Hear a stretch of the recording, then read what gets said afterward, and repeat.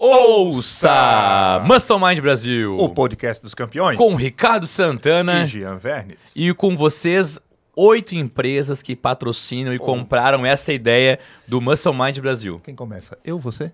Eu acho que bacana falar das empresas que compraram essa ideia, Ricardo. Antes de falar delas, que toda vez a gente fala a mesma parada, mas eu acho legal falar assim, cara, os caras compraram uma ideia de um produto que não... Na gestação ainda, não tinha nem parido o produto. É, então, compraram a ideia porque são pessoas que a gente conhece, Sim. que a gente consome. Isso. Isso é talvez quando a gente ficar grande, assim, muito grande daqui, sei lá, um ano e meio, assim, tu vai se vender pra marcas que tu não conhece, cara? Não te quis fazer a pergunta. Difícil. Porque mas sabe o que é? É conexão com pessoas. Uhum. Então, antes deles comprarem a ideia do podcast, eles nos compraram. Eles viram verdade na nossa Pelo fala. teu passado, pela tua vida. Sim, é sempre assim. Jean tá metido nessa marca, o Ricardo tá metido. Eu vou me meter também, porque os caras são CB, são sanguebão. Isso. E a gente quer deixar bem... Isso. É conexão com gente. Sempre. Conexão, né? É. E a gente quer deixar bem claro aqui que enquanto houver vontade desses patrocinadores, eles podem continuar com a gente até o fim, pelas mesmas condições, porque quem comprou nossa ideia no começo, quem passou sede, vai tomar da nossa água. Quem pegou carona no Fusca vai andar na Ferrari também. Tem aquela frase que eu acabei de distorcer ela, mas é isso, né? Só bebe da minha água quem passou sede comigo. Exatamente. E aí, então, são essas 8 empresas e a primeira delas é a Fábrica Vida Saudável, que entrega na porta da sua casa, do seu apartamento, os melhores suplementos e também empório, parte de alimentação, Ricardo. Você não está enganado. É a antiga Fábrica Suplementos, virou Fábrica Vida Saudável. Uhum. Então, além de ter toda a parte de suplementação, que já era o carro-chefe, agora tem a linha de empório e tem pasta de amendoim. Pasta de amendoim. Cara, eu vou botar uma pasta aqui pra você falar dos caras enquanto você mastiga a pasta de amendoim. Não faz eu quero ver ela isso, derretendo nessa tua barbinha, cara, enquanto tu fala disso. Se for da Dr. Peanut, não chega no fim do podcast. Não chega, né? Não chega. Tu gosta de pasta de amendoim, né, mano? Pô. Mas é que eu acho que a gordura faz parte do teu cardápio mais vegano, né, também, né? Sim. Né? Gordura vegetal, a full. Claro, a full não, né? Mas não tem restrição, não. Perfeito. E eles integram na tua casa com um frete gratuito na região de São José, Floripa e Biguaçu. Então a Fábrica Vida Saudável tem um link aqui embaixo, você pode entrar em contato com eles, falar com o Tiagão e eles te entregam na tua casa sem cobrança de frete. E com a gente também... Já que estamos falando de suplementação, Hero Nutrition, porque somos todos Hiromaníacos. E me fala qual é aquela estatística lá.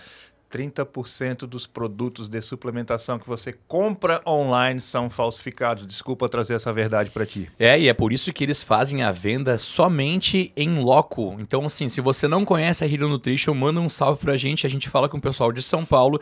Eles vão fazer o máximo para montar uma venda casada com alguma loja que já exista na sua região, para que você possa tocar o produto e conhecer o produto sem que você passe por esse dissabor de comprar algo na internet e não receber aquilo em casa de maneira correta. Não, deve ser frustrante.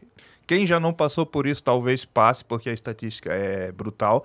Então, se tem a chance de ter um produto para manipular, poder ter acesso visual, tátil, melhor ainda. O cara que escolhe onde botar a gasolina do carro dele, ele deveria pelo menos escolher onde ele vai comer, o que ele vai botar pra dentro do corpo dele também, né? Faz sentido isso, né? Faz todo sentido. E já atrelado nisso, falando de suplementação, não só a suplementação que a gente vê normal, mas os manipulados que tu vai ter para ti também, a suplementação mais específica direcionada, tem que ter uma atenção especial para isso. E a gente tem patrocinador para isso também aqui, Omni Fórmulas. E quem que manda lá na Uniformes?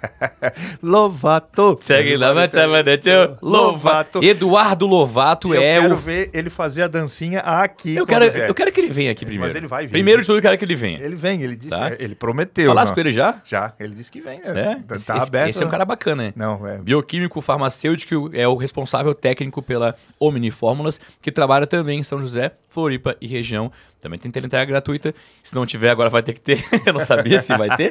Mas os caras te entregam na porta da tua casa também. Não é que é gratuito, mas eu sei que a compras acima de R$800 não tem cobrança da entrega do motoboy. Isso é certo. Isso então, eu tenho certeza. Então fechou. Então é um gratuito. É um gratuito. Fechou.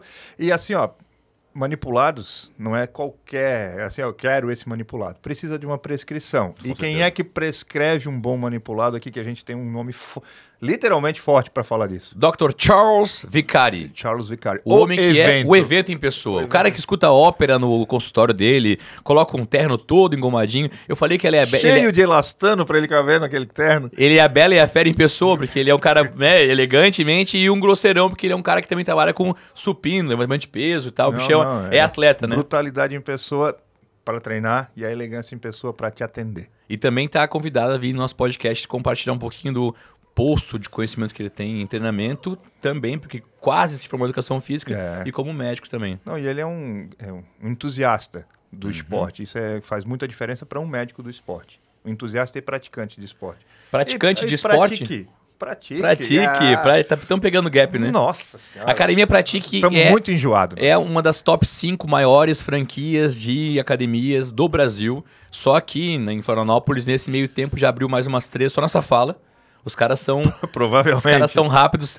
Como é que é aquele negócio da esquina? Ô, querido. Que ele tem um terreno baldio, um terrenozinho bom, bem localizado. Liga pra nós! Liga pra nós, que é o Pratique tá ali. E vamos treinar. Treinar pra ficar forte. Pra ficar forte. A primeira coisa que a gente fica quando entra na academia é ficar forte. Não fica bonito. Jamais. Mas fica forte. Tu pode ser um feio forte, né, cara? Exatamente. É o que eu busco, pelo menos. Eu era feio e fraco. Não sou mais fraco. Agora eu sou forte. Forte também é forte. Troca de óleo, nosso outro patrocinador. Tu veio muito forte ultimamente, cara. Mas não eram 50 itens? Não. Tu prometeu 50 itens na última, cara. Os caras estão te cobrando, tá? Não, mas é que se tu tem 2 carros, é 25 para cada um. Nosso amigo Kiliano, um beijo, Kiliano.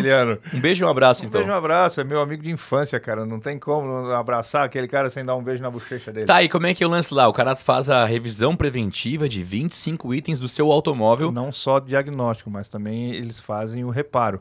Do que eles conseguem traçar o diagnóstico, eles fazem o reparo. E o carro-chefe, lógico, a empresa não começou como forte troca de óleo, mas começou lá em São Pedro de Alcântara, no posto de gasolina, e a especialidade sempre foi troca de óleo específica para cada carro dentro do manual específico, que eles têm um manual baixado em PDF, então não tem erro, não vai ser o óleo genérico, é o do teu carro, do ano do teu carro. E eu sempre falo isso porque eu vou trocar óleo e às vezes não, né? Eu fui trocar o óleo do meu carro, agora os caras trocaram tudo, menos o óleo do meu carro, tá? Aquela tarjetinha assim, em cima tava os óleos antigos ainda. O cara, não, eu troquei tudo menos o óleo. Eu falei, cara, mas eu tinha que trocar o óleo. Então, às vezes, é bacana ter o contato de alguém que conhece o dono, um cara de infância, que trabalha com isso a vida inteira. Tu já viu que a melhor coisa que te dá uma certeza de procedência é a indicação, né? Uhum. É a indicação do produto, vai lá que eu garanto. Teu amigo indicando um serviço que ele usa já é 90% de certeza de que tu não vai te incomodar. Cara, eu acho que isso a gente não pode perder, velho. Não, jamais. As marcas que a gente conhece, que a gente pode ajudar a crescer, que a gente cresceu com elas, pra estender isso pros nossos telespectadores, né, mano? Total, a proposta é essa, né? Os nossos crescem conosco, sempre. E o Garapuvu? Garapuvu é dos nossos. É dos nossos? É do total. Vai ter. Então, assim, o Garapuvu Bistrô e Café, localizado no Hotel Mercury, quer bater um rango de qualidade vegano, carnívoro, passa lá. Happy hour. E qual que é o horário? Happy hour. Isso é very good, my friend! Happy hour. To the left, for the right, ali, close to the cemetery. Next to the hotel. To the Mercury. E os caras trabalham dentro do Hotel Mercury. A cozinha do hotel cozinha é do deles. hotel é da responsabilidade do Garapuvu, inclusive o café da manhã que é aberto ao público, não é só para os hóspedes do hotel. Na região do Tacurubi, é isso, né? Tacurubi. Então, assim, tipo, fim de semana, é feriado, o hotel vai estar aberto, tem um local bacana para me alimentar e fazer uma boa refeição. Exatamente. E quem sabe gravar uns materiais também lá, né? Que a gente tá fazendo. Já tá liberado. Já deram ok, já? Já deram ok. Vamos gravar lá então um café anabólico? Bora. Vai ser o nosso próximo quadro? O próximo É? Nós estamos muito enjoados com essas... Nós estamos demais, cara. Internet. A gente é uns velhos que vai se dar bem daqui um pouco, né, velho? A gente é tio da internet. A gente viu a internet nascer, teve uma distância assim, agora a gente tá pegando no Tamo pegando, tamo indo e tal. Criando uma proximidade com a... E o nosso 8º patrocinador é ele, James, não o James, mas é da Drummond, a Imobiliária Drummond. Imobiliária Drummond. E os caras, então, assim, falou em comprar e em vender imóvel, fala com os caras da Drummond. O James é um baita de um sangue bom, atua aqui há muito tempo no cenário catarinense, São José, Floripa e região, com os melhores imóveis, com melhores procedências, é na Drummond e Imobiliária. É um formador de profissionais também. Né? Seres humanos, né? Seres humanos, exato. O cara, eu acho muito legal essa proposta dele, que assim, quem eu treino não é meu concorrente, um possível concorrente meu. É mais um para fazer o mercado fortalecer. Tu sabe que algumas empresas que nos patrocinam mandaram pra gente um texto pra falar, né? Algumas coisas, né? Sim. Outras não mandaram. Disseram assim, não, cara, a gente tá com vocês e tal. E ele foi um desses caras. Ele falou, não, cara, tá aqui minha empresa, é isso aí. Sim. E eu falo aquilo que eu conheço dele. Isso eu acho bonito, cara. Não, legal. É igual a minha parceria, minha amizade com o Kiliano. Ele mandou um texto ali. A única coisa que eu peguei foi o tempo de... De amizade. O tempo de amizade e o tempo que De abertura. Aberto, de abertura do negócio. Fora isso, ele disse, se eu não for confiar no que tu vai falar de mim, da minha empresa, então nem tinha fechado parceria. Tá, e assim, ó, a gente tá falando sobre patrocinadores e, enfim... Conexões. marcas que são há muito tempo consolidadas no mercado. Eu vou te ser sincero contigo, tá? A gente tá trazendo aqui um entrevistado hoje Nossa. de uma lacuna da minha vida que eu não domino, tá? Que eu já tive que estudar o cara antes ali, vi que o cara tem muito a manha disso. É um comunicador nato, um atleta nato. Sim. E é teu amigo também. Meu amigo de longa data. Então, por favor, faça as honras de chamar a câmera Cara, central. Câmera central. Nimim.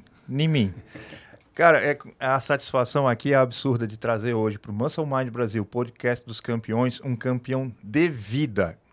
De tudo que ele se meteu, de tudo que ele se propôs, ele teve êxito porque ele tem a mentalidade de campeão e tem muita resenha para colaborar aqui conosco hoje e com vocês aí em casa. Fernando Nienkotter, bem-vindo, cara. Muito obrigado pelo convite aí. Bem-vindo. É um prazer estar com vocês aqui, dividir um pouco aí da nossa história aí, do que a gente pôde contribuir de alguma maneira no esporte e comunicando e fazendo pessoas se inspirarem e fazerem a sua vida, os sonhos virarem realidade, né? Eu acho que esse é o grande início do papo, né? O Fernando, que é piloto, né?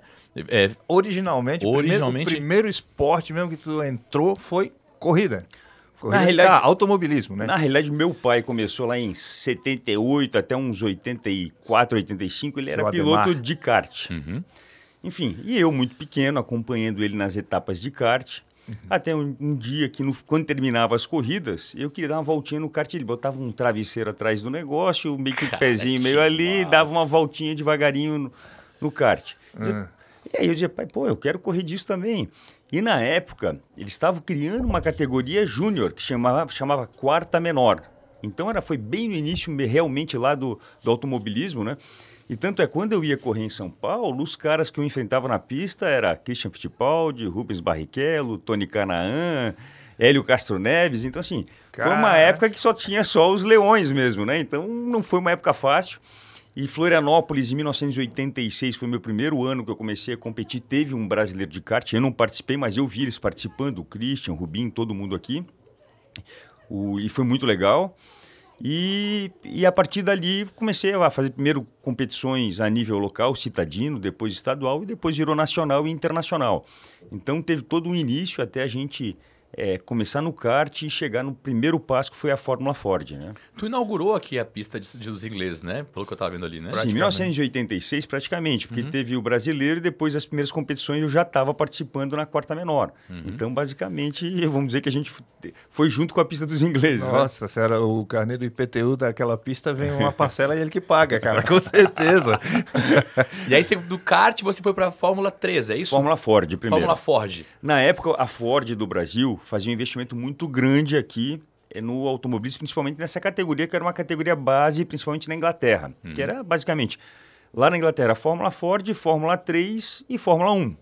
Não tinha, hoje que nem a Fórmula 2, antigamente chamava Fórmula 3000, que depois eu vou contar um pouco da história, que meu irmão quase chegou lá na Fórmula 1. Leonardo, né? Eu tive que me abdicar de algumas coisas para ele continuar, porque não dava para os dois, né? Mas foi basicamente assim, eu abri o caminho, meu pai abriu o caminho no kart, a gente conseguiu aprender muito, ganhar muitos títulos, né? Tanto estaduais, nacionais, internacionais. E depois na Fórmula Ford, andei super bem, tanto é que todas as coisas que teve em Florianópolis que eu participei, todas eu subi no pódio. Isso é outro ponto que foi muito bacana, assim, para mim. 100% de aproveitamento, no caso. Na frente da torcida. Caraca. Eu acho que isso eu abraçava, eu acho que também é um fator de combustível. Pro estado isso é bacana, né, cara? Não, bacana mesmo. E os patrocínios, na época, né, os patrocínios eram muito legais, né? Porque na época, a primeira pessoa que me apoiou foi, hoje não existe mais, o BESC, né? O Banco do Estado de Santa Catarina. Aí isso é raiz. Então, Esse é raiz. então cara. foi legal, porque a gente pôde mostrar a plataforma do banco no Brasil inteiro, né? E genuinamente catarinense, a equipe, apesar de tinha muita gente de fora, era em São Paulo a base da equipe, mas depois a gente tentou fazer uma equipe aqui mesmo, em Floripa.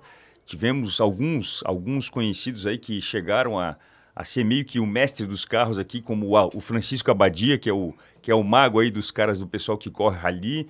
Então teve muita coisa que a gente conseguiu tentar trazer para cá. Umas deu certo, outras não deu. E depois, no caminho de andar na Fórmula 3, e aí na Fórmula 3 tive que tomar uma decisão. Ou eu continuava, e aí o meu irmão vinha ganhando 3, 4 brasileiros seguidos, sul-americano, pan-americano de kart, vinha ganhando tudo. Eu falei, pô, a gente já tem uma experiência, ele está vindo num ritmo muito bom. Então foi um momento que eu resolvi abdicar.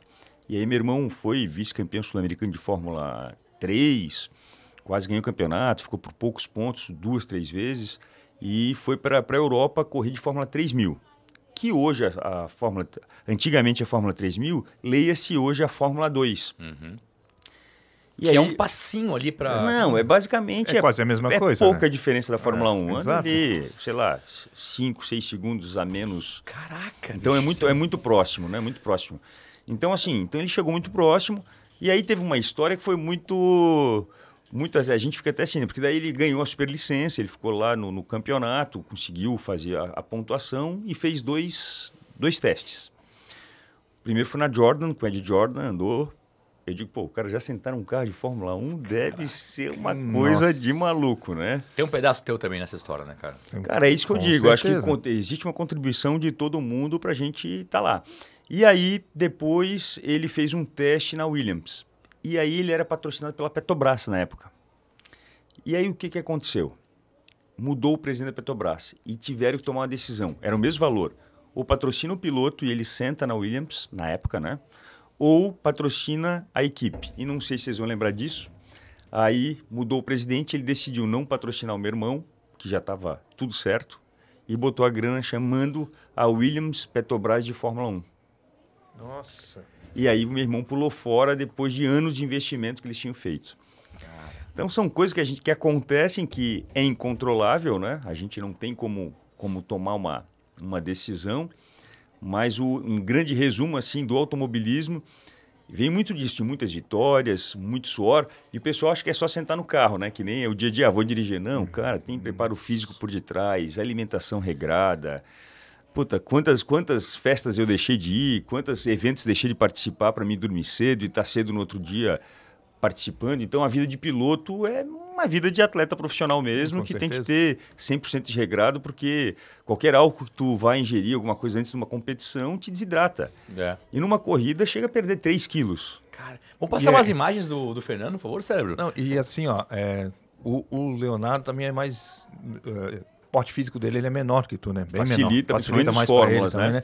E assim, ó, como é que foi o baque, né?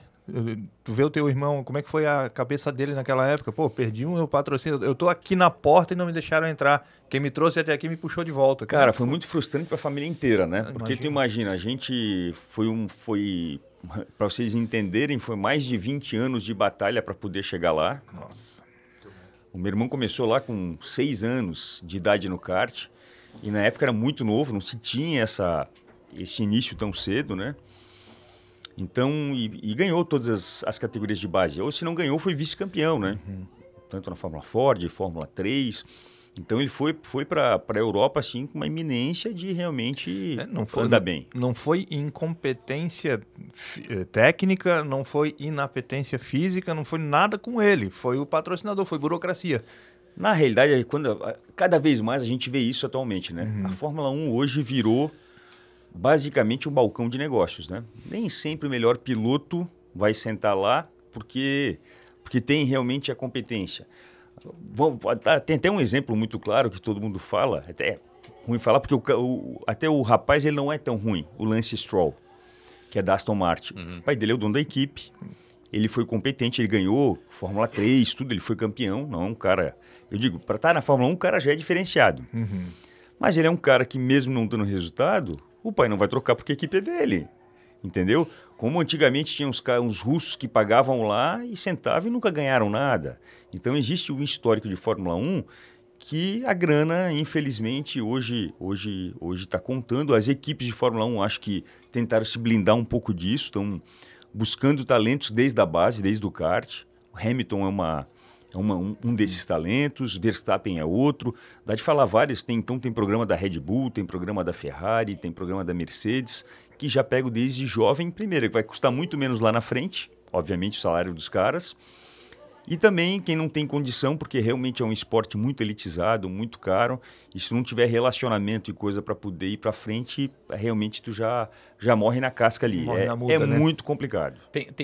Tem o talento, né? A gente faz aqui várias entrevistas com vários atletas e sempre se traz isso, né? A dedicação, todo esse... Mas eu também vejo que às vezes tem um time da vida, sabe? Tem um giro, assim, o crescimento do esporte faz muitas vítimas viveram para que houvesse o Hamilton hoje, por exemplo. Quantos e quantos pilotos se dedicaram para isso? Quantos segundos colocados, quantos terceiros, quantos campeões que não foram vistos para trazer o esporte nesse patamar que está hoje, né? Então faz parte desse processo, né? Eu acredito que sim. Eu acho que... talento é um negócio que às vezes as pessoas falam. Claro, talento existe um pouco de a pessoa nascer com ele, mas também se a gente olhar um outro lado, tipo futebol, vê o Cristiano Ronaldo, tanto ele treinar, ele virou excepcional. Então, gente, eu acredito sinceramente que um treinamento adequado, um sonho primeiro, que não adianta tu pensar que tu é pequeno e tu não consegue sonhar maior, tu nunca vai chegar num lugar maior. Eu acho que essa é uma segunda lição que eu sempre digo. E para a gente realmente alcançar a vitória, ali a dedicação, a persistência é a palavra que eu diria para vocês. Tu tem que ser persistente e tu tem que ir até o final ali no teu foco, no teu objetivo. Quando se perde o foco, acaba já não buscando o mesmo resultado. Isso, e aí tu contou pra gente que tu foi da Fórmula Ford para F3. Isso. E aí depois teve o teu irmão, Léo, lá tal. Tudo começou no seu Ademar, lá atrás, que também era um piloto de kart e tal, etc e tal. E aí depois tu foi para a Fórmula Linea, é isso? Isso, em 2010 voltou um projeto que liderado pelo Felipe Massa, que ele estava correndo na Fórmula 1 ainda, na Ferrari, e ele fez uma junção junto com a Fiat. E aí começou a dizer, vai ter o campeonato chamado Troféu Linea, vai ser com linha. E, de repente, o Banco Itaú veio nos procurar, eu e meu irmão. Nós queremos... O que acontece? A gente não conseguiu patrocinar o evento. E a gente é o banco da montadora da Fiat. Porque o Felipe Massa era patrocinado pelo Santander e eles estão patrocinando o Troféu Linea. E nós vamos ficar de fora. Mas nós estamos fornecendo motor pela FPT, que é Fiat Powertrain. Nós estamos fazendo uma série de coisas, mas eu preciso ter visualização do banco. E aí veio a ideia de criar duas duplas numa equipe, que era o Kaká e o Popó Bueno, numa equipe, e eu e o Leonardo na outra equipe. Que massa isso. Cara, e aí a coisa... Duas duplas de irmãos ainda, né? Essa era a ideia. Que legal. E os carros iguais, né? Então, o que acontece? Então, a gente conseguiu ter um desempenho nessa categoria que só tinha piloto profissional, era basicamente todo mundo da estoque. Nossa. Então, eu corri ali com o Christian Fittipaldi de novo, tava o Losaco, tava, enfim, se eu falar, vários pilotos da estoque, Thiago Camilo, Cacá Bueno, enfim, toda essa turma aí ali, porque era um negócio bacana. E aí, tu imagina, qual era a nossa missão? Ficar entre os 6 primeiros sempre em toda a corrida, porque daí aparecia lá o evento Santander, mas quem ganhava a corrida era o Itaú, entendeu? Entendi, nossa! E essa missão a gente conseguiu engajar e conseguiu trazer, né? O Kaká ganhou títulos, a gente andava sempre entre ali os primeiros, estava sempre na televisão, só aparecia o Itaú, então foi um projeto legal. Eu corri de 2010 até 2012 na categoria, eu e meu irmão, né? E pena que acabou, porque era um projeto que foi bacana, a gente conseguiu realizar bastante coisa, a equipe era própria nossa, a gente Teu pai tava junto também, né? Tava, a gente montou a equipe, montamos toda a parte de mecânica, toda a experiência que a gente tinha. O meu irmão, principalmente, com mais coisa que de fora, né? Que aprendeu muito na Europa lá. E a gente conseguiu fazer uma distribuição de peso, umas coisas legais no carro e ficou competitivo. Foi muito... E um Fiat Linea, né? Fiat Linea. Todos eram iguais, né? Eles eles já vinham prontos da fábrica, tá? A gaiola, o motor, era Pois tudo é, isso lacrado. aí. Essa é a minha pergunta.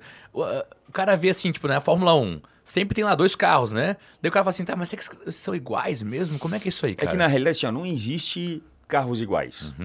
Gente, nós temos que entender assim, pode fazer 10 peças. As 10 peças vão ter desempenhos diferentes. Claro que nós estamos falando em mínimos desempenho, mas às vezes é uma asinha que, puta, Só que a gente está falando em milésimos de segundo, principalmente no Fórmula 1. A mesma coisa acontecia no Linea. Às vezes tu botava uma peça lá, mas tu comprava, aí estragou a peça, botava outra, era melhor. Aí no final tu comprava 10 peças, vamos testar na pista qual que é melhor. Então tu começa a ficar meio que no detalhe, sabe? Que daí ficou muito parecido Tudo todo ajuste fino, né? É muito ajuste fino, é muito ajuste fino. E aí dentro disso a liberdade de vocês escolherem as proporções, as potências, as angulações, tudo não? Na realidade não. Sim, na suspensão do carro, tudo isso sim. O motor não. O motor era lacrado pela Fiat. Tanto é que quando terminava a corrida, lacrava e botava um programa que trancava o motor. O motor ligava, mas não passava de 2.000 giros, por exemplo. Então, daí, quando voltava para outra corrida, que deslacrava. Para quê? Para as pessoas não treinarem, não ter um desenvolvimento, um carro desenvolver mais do que o outro. Para nivelar o negócio. Então, basicamente, o que acontecia era os treinos e as corridas. E não tinha treino extra. Então, o negócio era muito profissional. O cara tinha que sentar e virar. Não tinha muita conversa, sabe? Era no braço, então. Era no braço mesmo. Cara, e aí o Ricardo me contou que na tua casa lá, tu pegou esse carro, tu cortou ele e botou um troféu, assim, como se... Cara, na realidade, assim... Tá lá, tá o carro na parede. O carro terminou a temporada, aí, vamos vender o carro para alguém dar continuidade, treinar, pelo menos, né? Pô, daí me oferecia um valor que não valia nem o painel do carro. Eu falei, não. Eu falei, se é para mim só vender por esse valor, eu vou cortar no meio e vou botar na parede da minha casa. Tu chega na garagem, a primeira coisa que tu dá de cara é o Linea lá. Cara, eu cortei o carro e botei na garagem de casa. Eu falei, não, isso aí vai ficar pra posteridade ali. Ficou muito legal. Aí ainda tem gente que se chega lá assim, qual é o esporte que esse cara praticava? Não, ele me contou que ele é ciclista. Tem o carro lá e tem uma sala cheia de troféu. Nossa. Na realidade, já se perderam muitos. Porque, imagina, foram 30 anos de automobilismo, né? E já não tinha mais espaço. Tanto lá na minha empresa, na minha casa. Então, eu fiquei basicamente com o que está na minha casa é só do início do kart. Essas primeiras competições, as primeiras vitórias, algumas coisas ficaram marcadas.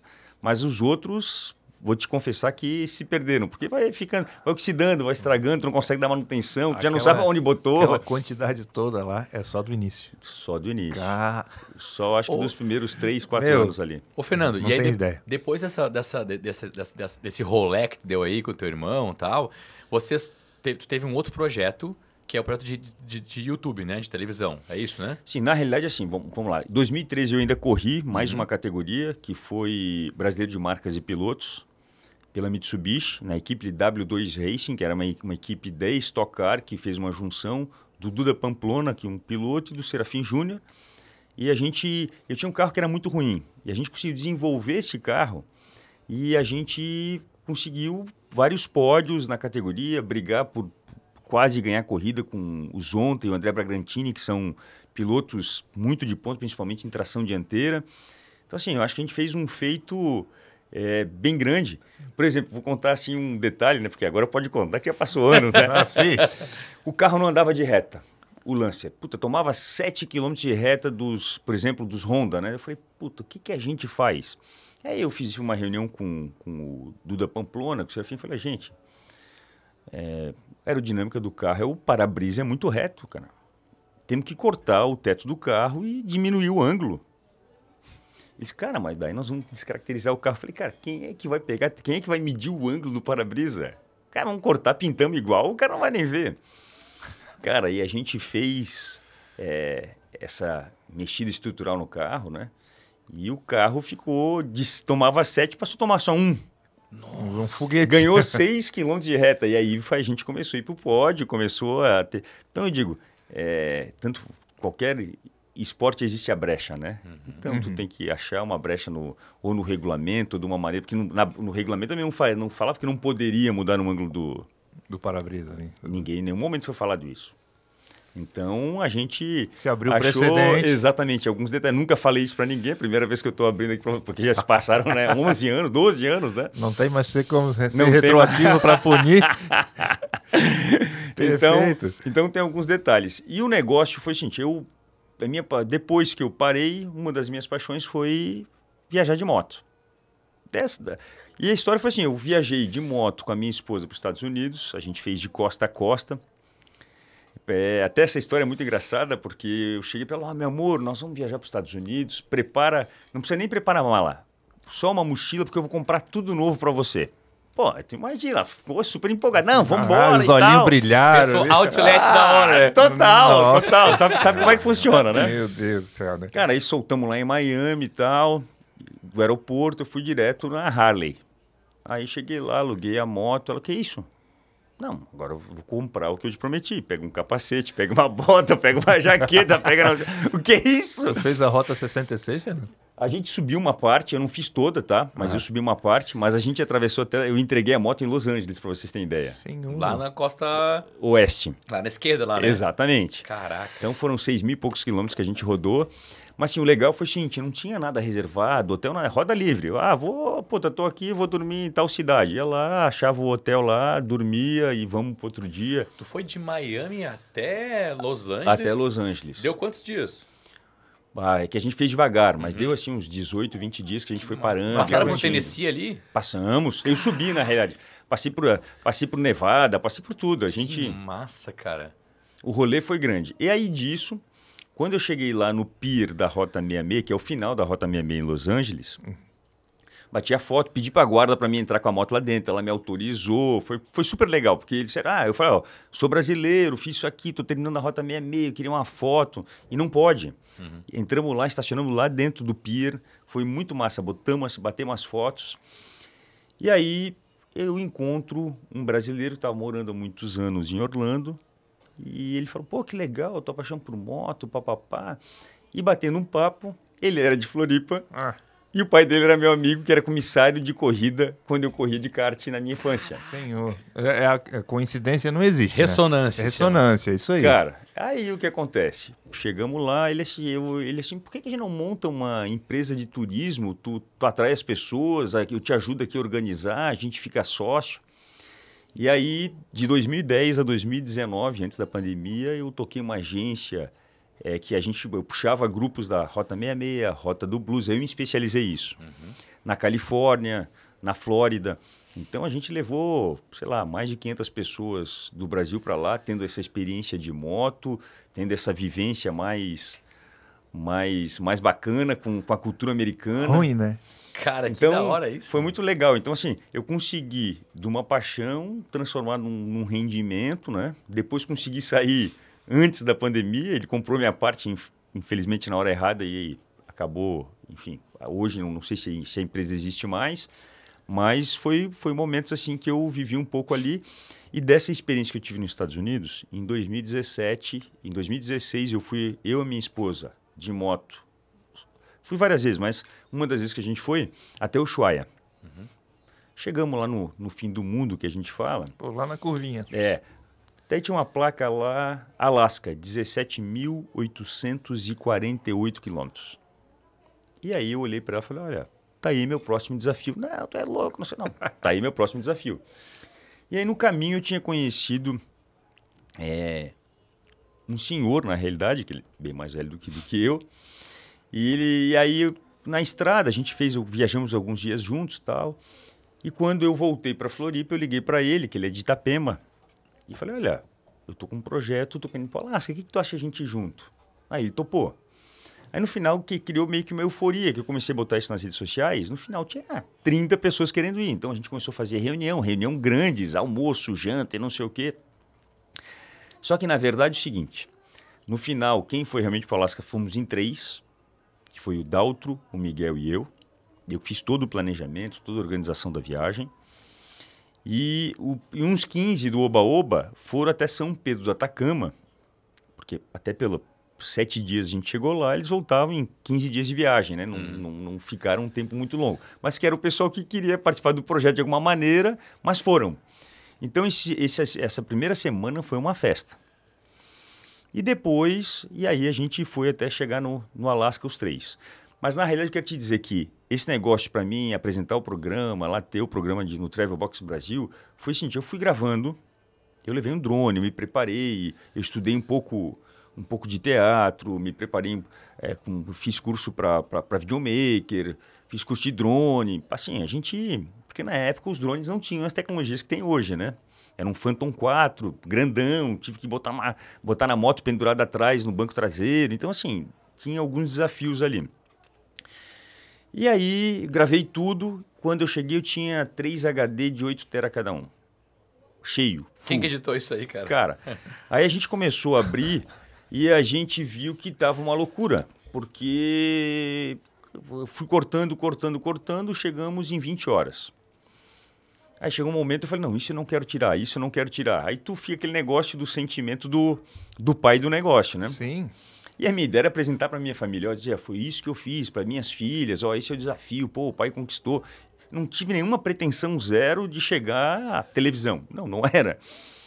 E aí, contratei um cara para editar, e aí ele chegou em 2 horas e 3 horas. A primeira foi 3 horas por 3 horas e meia. Falei, vamos assistir. Convidei uns 10 amigos meus, foram lá em casa e assistimos às 3 horas e meia. Todo mundo chorou, se emocionou, se abraçou. Falou, pô, Fernando, isso aí é digno de cinema.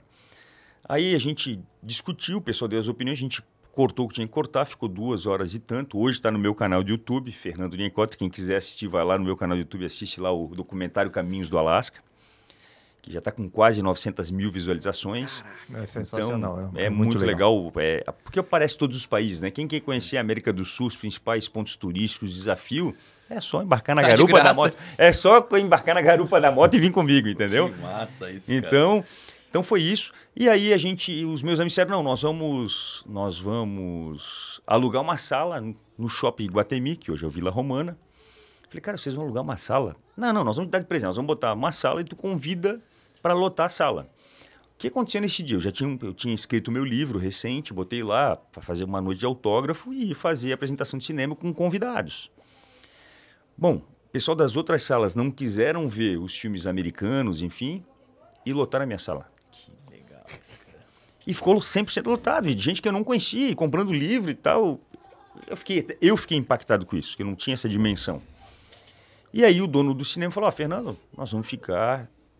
Eu posso ficar mais uma semana com o teu filme em cartaz e eu te dou uma parte da bilheteria. Que massa. E aí ficou. E aí nisso ele já falou para outros proprietários, acho que, não sei se é rede Cine System, uma dessas redes assim. E aí foi para Porto Alegre, mesma coisa. Passou em Porto Alegre e lotou. Aí foi para Curitiba, lotou. Foi para São Paulo. Um monte de cara apaixonado por velocidade, por carro, por moto, por viagem, por loucura. Cultura, né? Cultura, né? Loucura. E por aventura, né? Por aventura. E aí, lotou tudo. Só que quando eu fui a Porto Alegre, tinha alguém na plateia que era do Travel Box Brasil, que era de lá. A emissora começou lá. Hoje já está pelo Brasil inteiro, super forte. E aí o pessoal veio me procurar. Não, Fernando, a gente quer o teu conteúdo... Tu tem quantas horas? Eu falei, tem umas 300 horas. Ele dá para fazer aí uns 12 capítulos, dá. Que eu não quero formato filme, eu quero mais. Uma série mesmo, né? E aí a gente dividiu em capítulos e foi pro ar e foi um sucesso absoluto. Foi líder na Travel Box Brasil de audiência. E aí disso surgiu já a 2ª temporada, que foi de moto, a Carreteira Austral. Que eu queria mostrar que é uma das carreteiras, né, mais cênicas do mundo, na minha opinião porque como eu já fiz de ponta a ponta do Ushuaia até o Alasca, conhecendo todos os países, realmente é muito bonito. E está aqui do lado, né? Então é um lugar assim que eu super recomendo, principalmente os brasileiros, de conhecer, que é demais. A 3ª temporada nós estávamos em pandemia, então eu resolvi fortalecer a nossa cultura da Serra Catarinense Gaúcha, então mostrei bastante lugares off-road, de moto, Então a gente desbravou muitos lugares muito bacana, onde nasceu a Anitta Garibaldi. A gente foi, sem falar nas belezas naturais, né? Cachoeira das Sete Mulheres, tem tanta coisa que a própria Globo gravou, né? E que tá tão do lado e a gente nem imagina que tá aqui, que a gente pode em 2 horas estar lá e tomar um banho na Cachoeira das Sete Mulheres, entendeu? Eu acho que, acredito que essa tenha sido uma baita de uma lição que América de ponta a ponta tu foi. E tu perceber que não precisa ir tão longe para ver coisa bonita aqui perto, né? Cara, que tem gente que vem de muito longe para ver o que a gente tem disponível e a gente não dá tanta importância, né? eu acho que esse é o grande gancho, né? Isso foi a primeira percepção quando terminei de gravar e editar e assistir tudo e ter esse sentimento, esse feeling, né? Dizer, pô, quanta gente acaba viajando para outros países e que poderia estar aproveitando com a família aqui do lado, que vai de carro, que não é tão... que os hotéis são mais baratos, não precisa de avião, não precisa de nada e acaba desperdiçando essa oportunidade que a gente tem pela beleza do sul também, né? A gente tem canyons, a gente tem cachoeira, a gente tem tanta possibilidade de esportes e coisa aqui na região que é sensacional. Gente, já passou 40 minutos, cara. Eu não fiz as perguntas Nem que eu faço. começou, Nem começou. Pô, o cérebro, dá teu jeito aí, mano. Dá teu jeito aí. Pagaram a extra aí. E aí vocês fizeram... Vocês aproveitaram na pandemia para usar esse cenário aqui, talvez com menos contato com pessoas, enfim, né? Exato. Partes mais naturais. E dali para frente, qual foi o próximo passo? Não, aí o que acontece? Aí, dali para frente, eu dei uma parada nisso e entrou um novo projeto. Aí entrou esse projeto do Jeep. Já viu que o cara não para, né?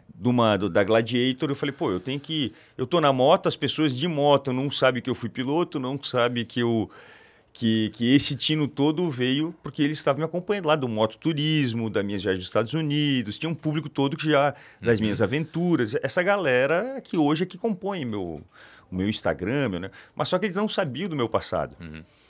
Então, só o pessoal que era mais local que sabia, pô, ele foi piloto profissional, ele foi... Então, quando eu contava para as pessoas que pô, mas como assim? E aí via buscar história na internet e tal, aí via, puta, olha, realmente é diferente do que a gente imaginava. Então eu pensei, puta, eu preciso voltar para o meu público que é carro. Um pouco, né? Que não é... Eu ando de moto, ando de carro, ando do que for, de patinete. Tendo motor e roda, tamo aí, né? É mais ou menos... Carro elétrico, o que me dá, a gente sai andando, entendeu? Mas a verdade, assim, o que me moveu sempre foi o desafio. Então, quando eu vejo, assim, que, de fato, a gente... o Christian Fittipaldi, a gente, pô, entrou em contato comigo, vamos fazer uma viagem, vamos não sei o quê. E nessa viagem, que está no meu YouTube agora, eu vou lançar agora o 4º episódio. Tem 3 no ar, tem mais 2 para serem publicados. Um deve entrar provavelmente no próximo sábado e o outro até o final do mês. Aí eu termino essa primeira etapa dos 5 episódios. Na realidade, a ideia, quando a gente conversou, era botar na minha rede social, a gente entender qual era o público, qual era a visualização que tinha com relação à moto. E a gente vê se teria a possibilidade de a gente fazer um programa com algum canal até internacional, talvez até gravar em inglês e fazer as traduções para várias línguas e entrar num negócio maior. Então, como o Christian também, conhecido mundialmente, morou nos Estados Unidos muitos anos, tem também esse apelo comercial muito grande. Hoje ele está com o podcast Pelas Pistas com o Nelsinho Piquet, sensacional, tendo um sucesso também absurdo. Então... ele está botando coisas assim, então a gente fez esse piloto, aproveitei o piloto, obviamente, para divulgar nas minhas redes sociais, né? Lógico. E agora, vamos ver qual vai ser os próximos passos com relação a isso, né? Que nem eu falei, cara, eu não estou alimentando nenhuma expectativa, até para a gente não se frustrar, né? Hoje eu estou muito mais focado tanto na carreira da minha filha, que ela é piloto também, a Maria, está com 18 anos, passou também pelo kart, foi vice-campeã brasileira, ganhou vários campeonatos estaduais aqui, internacionais também, andou super bem no Mundial em Las Vegas, largou em 8º lugar lá no Mundial de kart com mais de 300 pilotos e correu o ano passado... E já dizem, atentada. Aí foi morar nos Estados Unidos. Foi a primeira piloto também que subiu em pódio, né? Em pódio aqui na...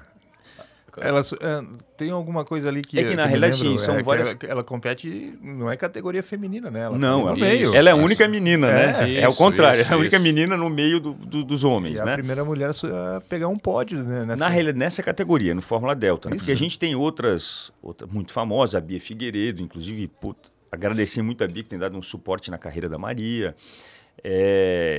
Da minha época, lá atrás, lá na época de 80, 90, tinha uma mulher do Rio Grande do Sul chamada Cristina Rosito. Também tocava muito e quase ninguém se fala, porque realmente foram poucas mulheres que conseguiram seguir fortes para poder ser competitiva frente aos homens, porque exige um preparo físico diferenciado. Que queira ou não queira, existe essa diferença. Mas só que pode, pelo talento, por tudo isso, realmente pode ser minimizado e a gente tem mostrado isso. E a Fórmula 1 tem trabalhado para que uma mulher chegue à Fórmula 1. A Maria foi contactada um tempo atrás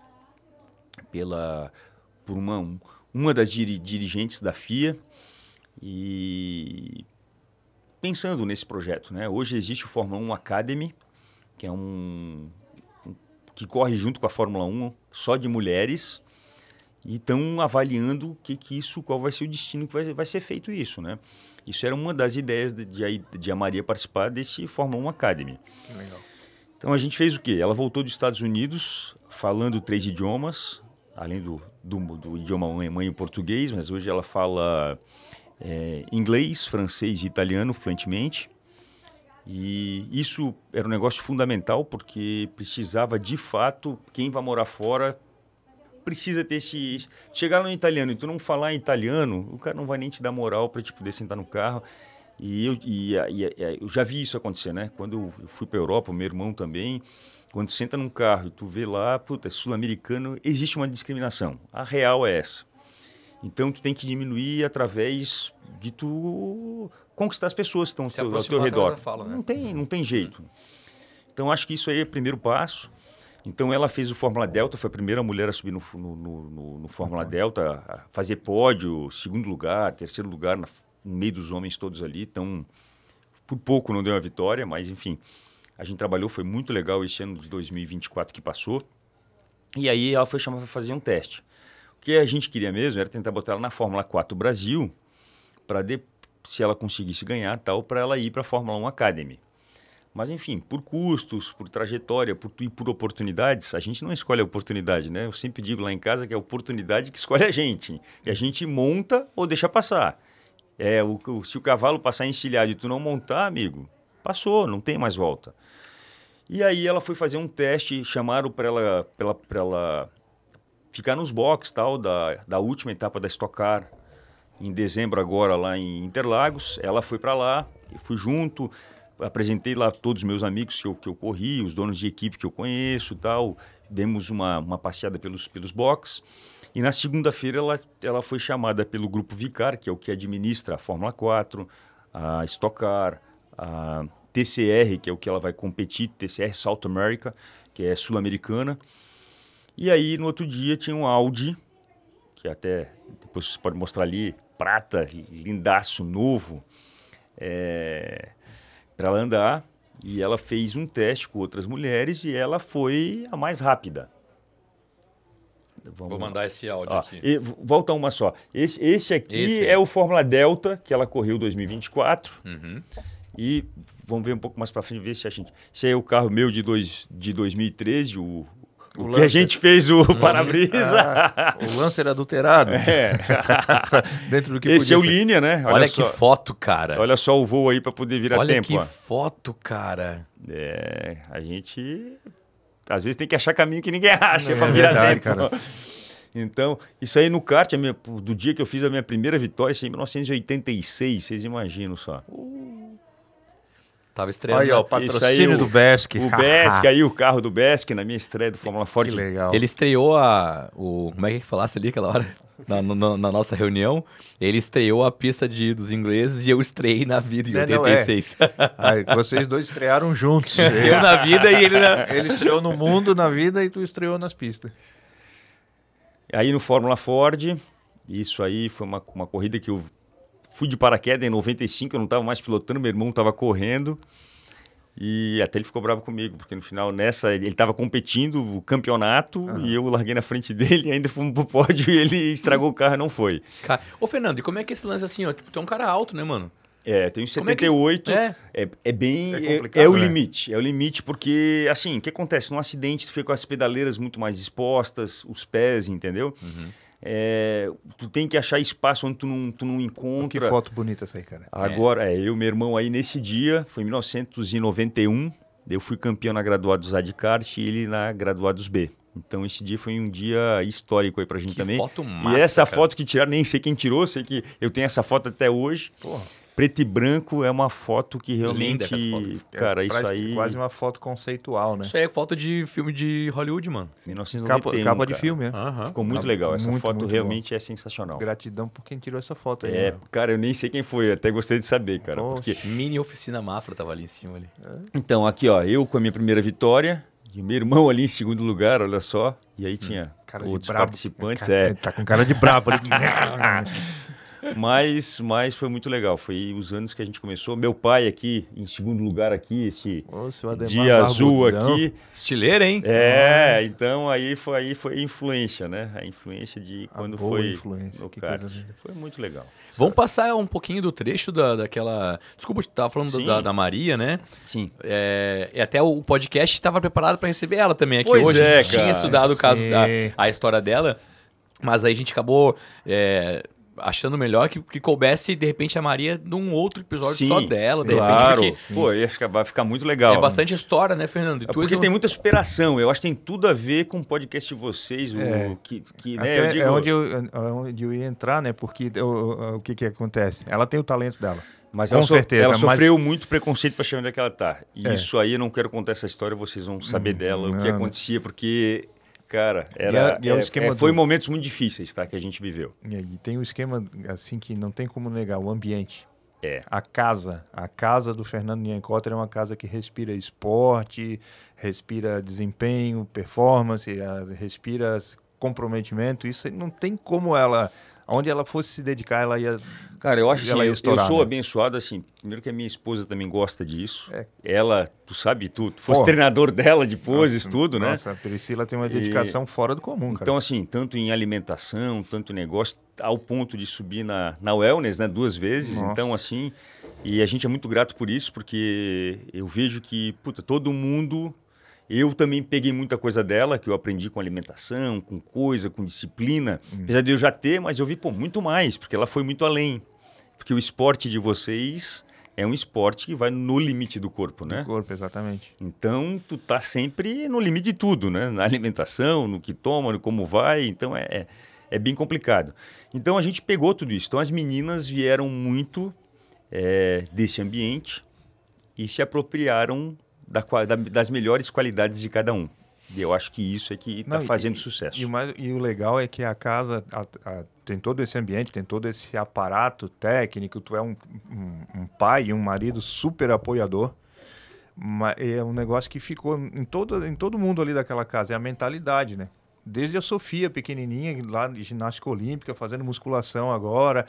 A Maria, que ela é um capeta, né? Tendo motor, é igual tudo, tendo motor e tendo onde Cara, for, ela pilota e vai. Todo mundo tem que entender que todo mundo tem mentalidade de campeão. Isso aí. O que vai fazer a diferença é você poder realizar os seus sonhos. Até onde você vai sonhar? Até onde você pode conquistar? Não depende de ninguém. O cavalo vai estar passando encilhado, você vai montar ou vai deixar outro? Então é isso, gente. Eu acho que esse é o maior legado que eu posso deixar para todo mundo, assim, no sentido de estímulo, né? De que as pessoas vão realmente ao encontro do que é possível. Como é que eu me imaginei, sei lá, 30 anos depois que eu tinha corrido com o Christian Fittipaldi, de receber uma ligação, a gente trocar uma mensagem e a gente viajar junto, pô, um cara que foi de Fórmula 1, Fórmula Indy, uma família renomada. Eu falei, cara, não vai nem dar bola, né?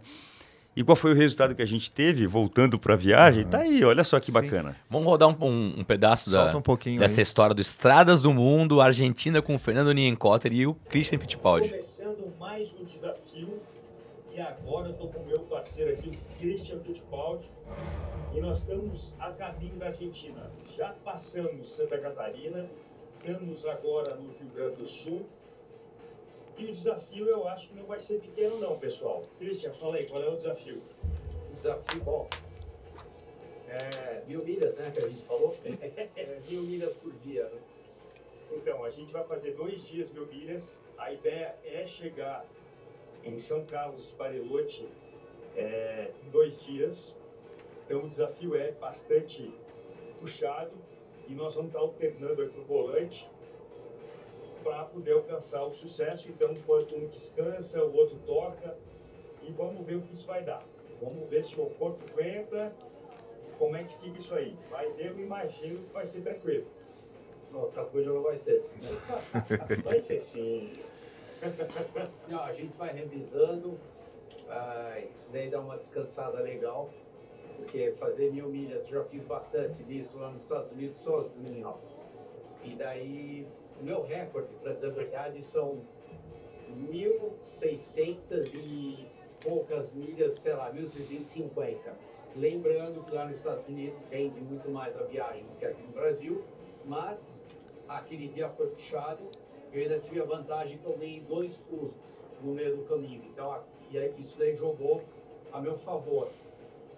Mas uma média, quando eu viajava lá, era sempre de 800 a 1.100 milhas, era factível, mas puxadinha.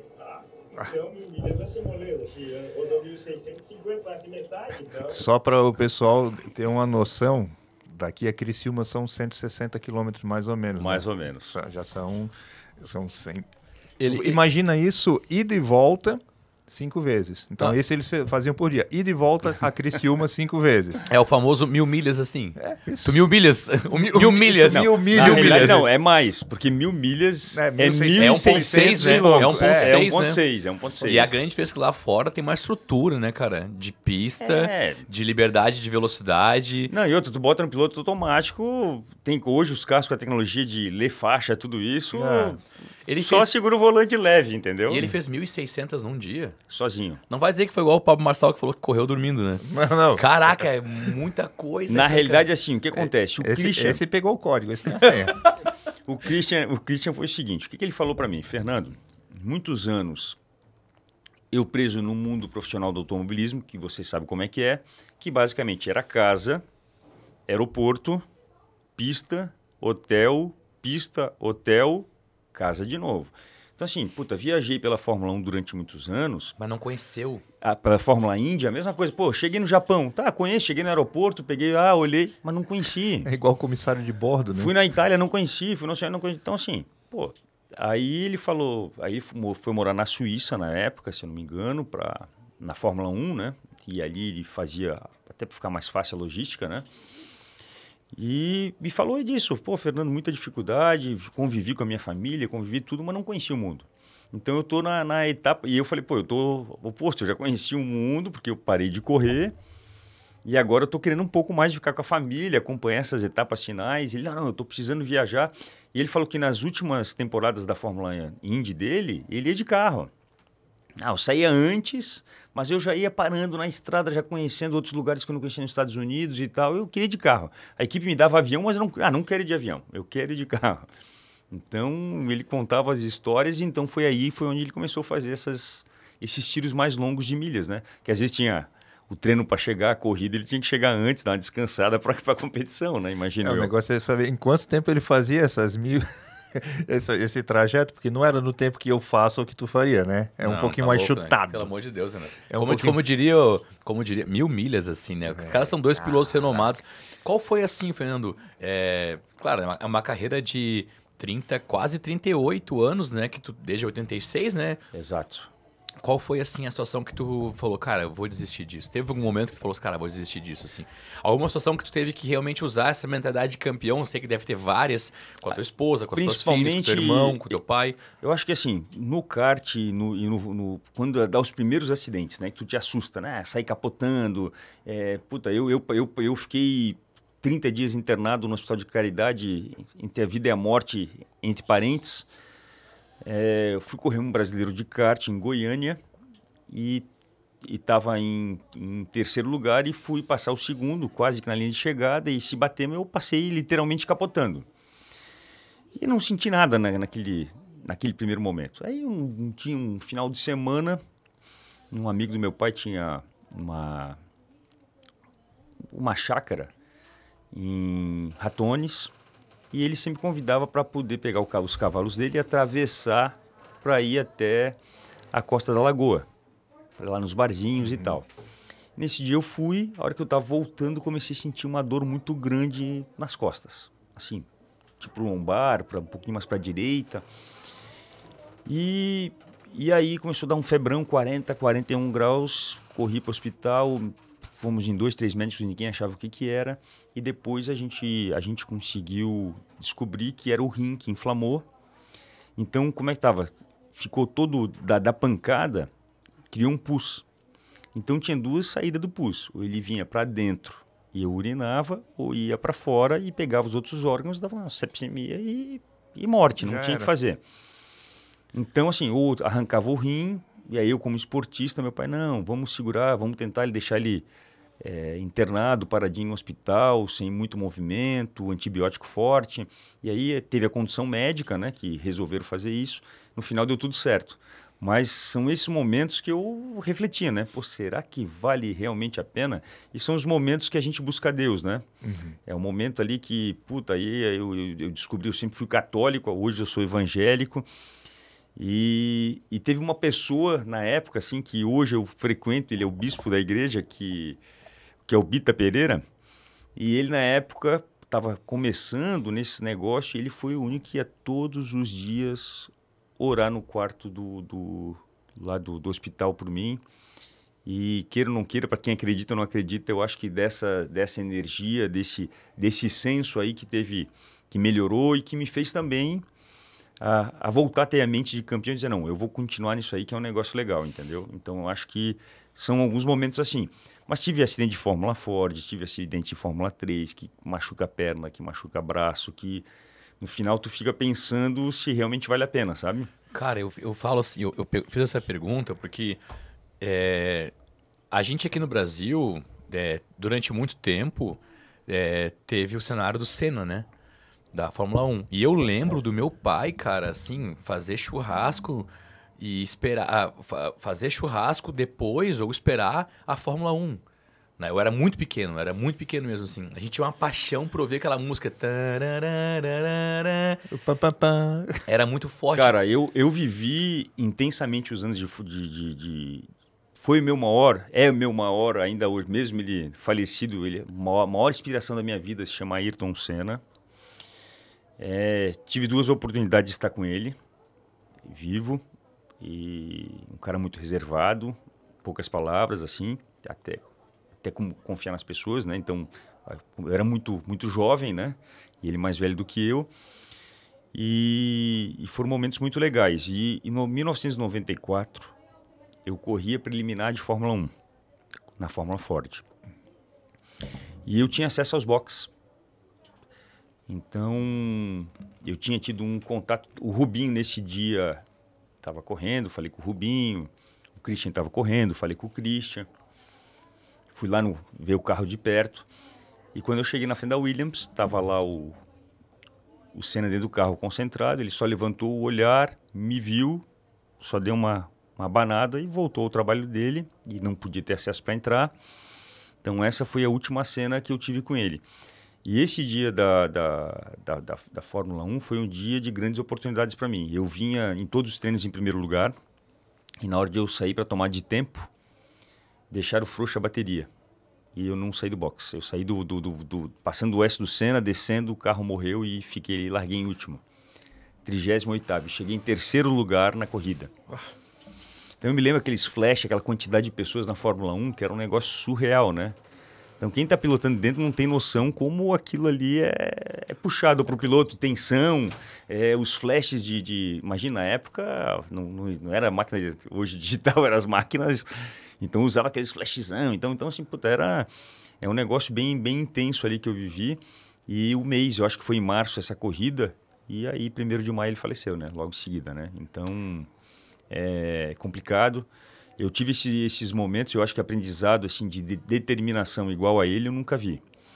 Então eu conheci alguns mecânicos que fizeram com ele, eu fiz um campeonato sul-americano de kart, e o mecânico, eu fiquei no mesmo box que estava o Tchê, que era o cara que fazia a preparação do kart do Senna, que estava fazendo aquele dia do Max Wilson, que é meu amigo, foi multicampeão também na Stock Car.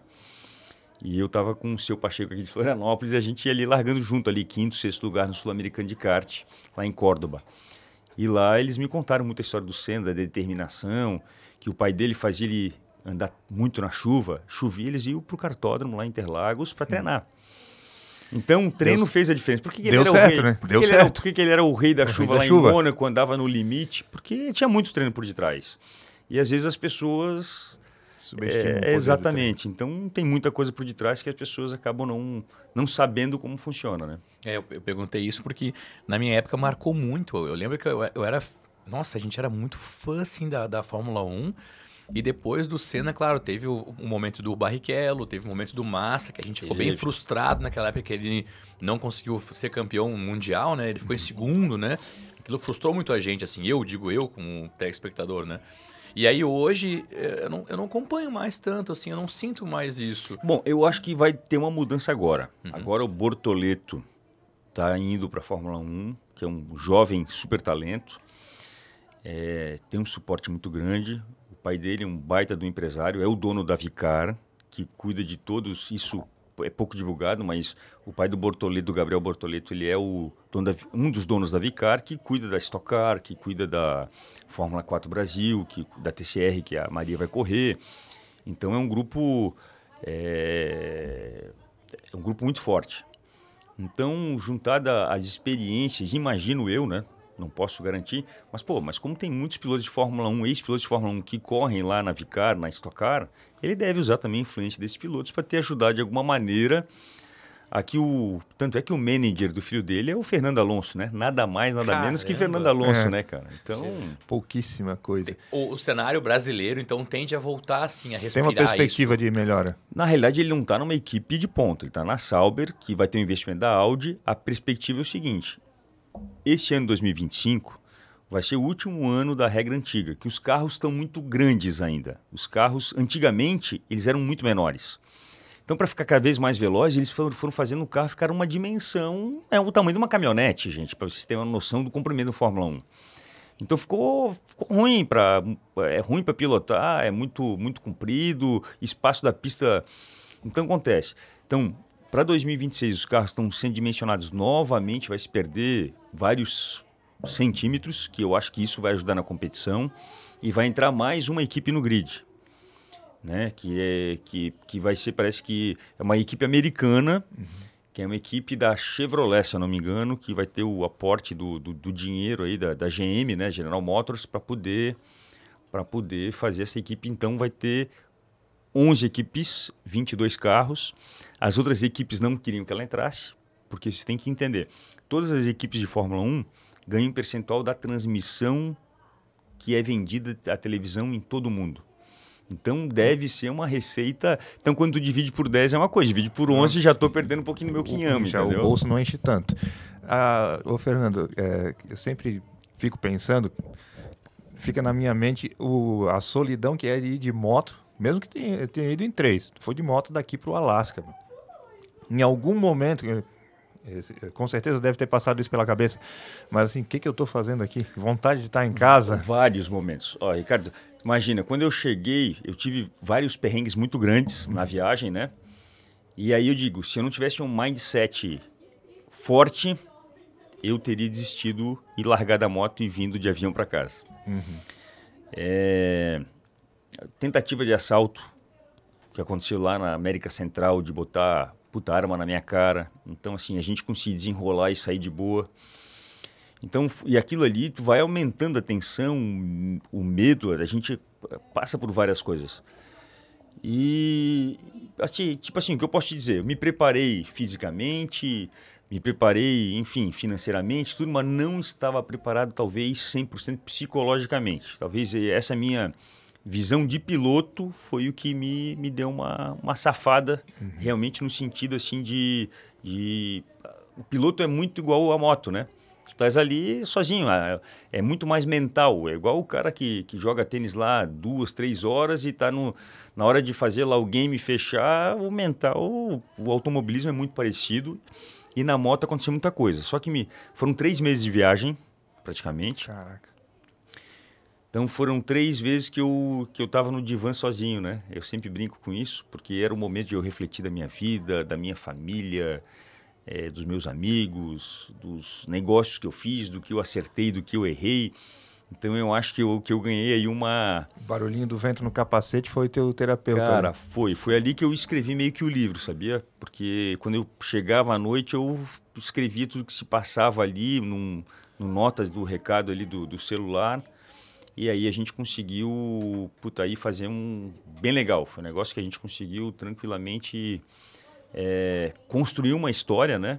Uma história de sucesso.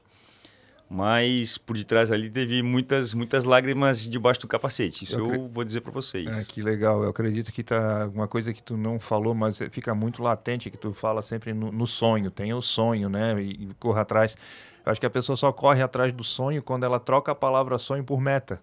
Exato, eu concordo. Eu acho assim, são duas palavras que são fundamentais: meta e foco. Uma pessoa botar a meta muito alta e tu não tem foco para poder realizar. Então, quando tu desdobra essas metas ali em coisas que são palpáveis, em degrau por degrau, tu pode não chegar lá no 100% da meta, mas chegar a 90%, tu já fosse muito mais longe do que o cara que não fez nenhum planejamento. Que estava esperando o sonho cair no colo, assim. Não né? vai cair, gente. Assim, hoje em dia, com o mundo cada vez mais competitivo, com cada vez mais pessoas qualificadas também. Então, cada vez mais, tu vai ficando mais um no planeta e o planeta é cada vez mais gente, né? Então, para a gente poder fazer a diferença, primeiro eu acho que é essa questão mental e o segundo é tu ter um bom planejamento de carreira, aonde você quer chegar e aí com isso a gente realmente chegar no objetivo final. Fala, é que eu tenho uma pergunta aqui que a gente está focalizando na carreira dele automobilística, mas ele já transitou por outras áreas aí. Essa criança aqui foi triatleta. Ele não foi triatleta de fim de semana, não. Sempre tem uma corrida no meio. Não, ou ele correu sozinho, ou foi com a moto, ou foi com o carro. Ou ele correu a pé, ou correu de bike. Vai inventar corrida de camelo aqui, cara, nas dunas da Joaquina. Quer ver só esse cara vai inventar isso aí. Não, surfei também, tem outros jet ski, tem outras participações de hipismo, assim, já fiz muita coisa, mas do triatleta eu acho que foi o mais desafiador, porque primeiro eu comecei com brincadeira, depois eu fui participar do Troféu Brasil de Triatlon em Santos. Tu não me engana, e aí eu fui nada de brincadeira. Aí eu fui campeão brasileiro de triatlon lá no Fast Triathlon. Pô, o Fast é bacana, velho. É bem curto, mas é legal. O Fast é bacana demais, cara. Legal. E aí depois disso, aí eu resolvi, vou fazer um... Pô, tá em casa, né? Nós estamos em Floripa, tem um Ironman aqui. Puta, eu vou fazer um. E aí o primeiro, na realidade, não foi esse. Foi um meio Ironman que eu fiz no Chile, mas eu escolhi um lugar muito duro, né? Que era em Pucón. Então, era muita subida, tanto na corrida quanto no ciclismo. E a água gelada, vulcânica, mas gelada. Então, assim, cara, foi um desafio intenso. Foi o primeiro meio Iron que eu fiz. Foi muito legal, foi desafiador. Eu terminei com a sensação, eu podia mais, porque quebrou um negócio na bicicleta, eu tive que pedalar só com a mais pesada. Cara, foi assim um desafio, e aí me deu uma dificuldade na minha corrida, porque deu uma quebradinha. Mas depois, quando eu fiz o Ironman aqui em Floripa, que o primeiro eu fiz para 11 horas e pouco, e o segundo para 10h34, e a minha meta era ficar entre os 10 da categoria para pegar a vaga pro Havaí, mas eu fiquei em 11º. Eu tava com o cara ali mirando, eu passava o cara, e o cara me passava. Foi um jogo assim... muito duro, mas assim, as consequências também disso também não são fáceis, as pessoas também têm que entender. Puta, eu fiquei com um pouquinho de uma lesão quase labral, tive um pouquinho de coisa de coluna. Hoje em dia a musculação me salva, né? Porque salva um pouquinho a massa muscular aí que compensa essas dores miocina que também, ficaram. Né? Miocina. E o triatleta trabalha muito no limite do corpo, né? Então... também tem que tomar alguns produtinhos a mais para poder render mais, e aí as coisas vão, né? Então é assim que funciona. Ninguém tá puro. Nem o carro tava puro, imagina o piloto. Até o carro tem que ter gasolina aditivada, né? Ó. Eu acho assim, recurso é feito para ser utilizado quando o cara Sabedoria. tem foco em meta, né? Eu acho que isso aí. Tudo que é usado com inteligência tá valendo, né? Complicado... Sendo pro bem. O complicado é quando alguém vê o Fernando e fala que quer fazer o que ele fez em 38 anos, em 2 anos, e aí quer cortar caminho, né? E acaba se expondo muito com isso. É o que a gente vê muito em dia hoje, né? Pessoas que estão vendo as mídias sociais, né? Vão lá ver, por exemplo, o YouTube, vão ver alguma coisa assim, um garoto, né? E aí, talvez você tenha dinheiro e quer fazer isso, mas não tem toda aquela bagagem que tu passou aos 38 anos plantando na tua cabeça, né? Ô, Fernando, me fala uma coisa. Depois de tudo isso, cara, Tá? Depois de tudo isso, bicho, pô, lá seu Ademar lá no kart, depois pra Fórmula Ford, Fórmula 3, depois aquela Fórmula Linea. E aí as voltas de moto no mundo, depois o Christian, agora tem a tua pequena ali que tá... O cara fala pequena que eu sou pai de menina. Vai ser, é sempre pequena, né, cara? É e aí... É o xodó do pai até, ela tá com 80... Bicho, o que tu vai inventar, cara? Não sei, na realidade agora o desafio está muito maior de eu estar acompanhando ela nessa nova trajetória, né? Usar a minha experiência para que a gente consiga dar o melhor aconselhamento para saber até onde ela vai conseguir. A TCR e South America são da América do Sul um campeonato. No primeiro semestre eu vou estar agora deste ano viajando bastante com ela aqui pela América do Sul, Estados Unidos, pela Argentina, Uruguai, que vai ser as primeiras etapas. Depois vai vir para uma perna no Brasil. Eu tenho 3 filhas, eu tenho uma mais velha que é médica também, né? Que tá grávida, que você é avô agora em março. Oh. Então eu tô cheio de coisas que vão acontecer esse ano, novidades, de eu ser avô, de a minha filha tá correndo um campeonato importante, profissionalizando no automobilismo. E aí tem mais as coisas da minha esposa, mais a pequena que também quer vir pro mundo aí do fisiculturismo, aí a gente fica atacando para tudo que é lado e não sabe nem no final como é que faz. E que tô torcendo sempre para que todos tenham sucesso, né? Então hoje eu tô mais naquela da retaguarda. Tá comprando a meta da família, né? De estar buscando aí o sonho de todo mundo junto e todo mundo tá realizando, porque eu acho que nada melhor a gente ver os nossos filhos felizes, né? Eu acho que esse é o... Fernando, não tem como eu não te perguntar isso aqui, porque tu vê que a tua esposa, tuas filhas estão indo também num caminho de competição, de metas esportivas, e estão se dando bem.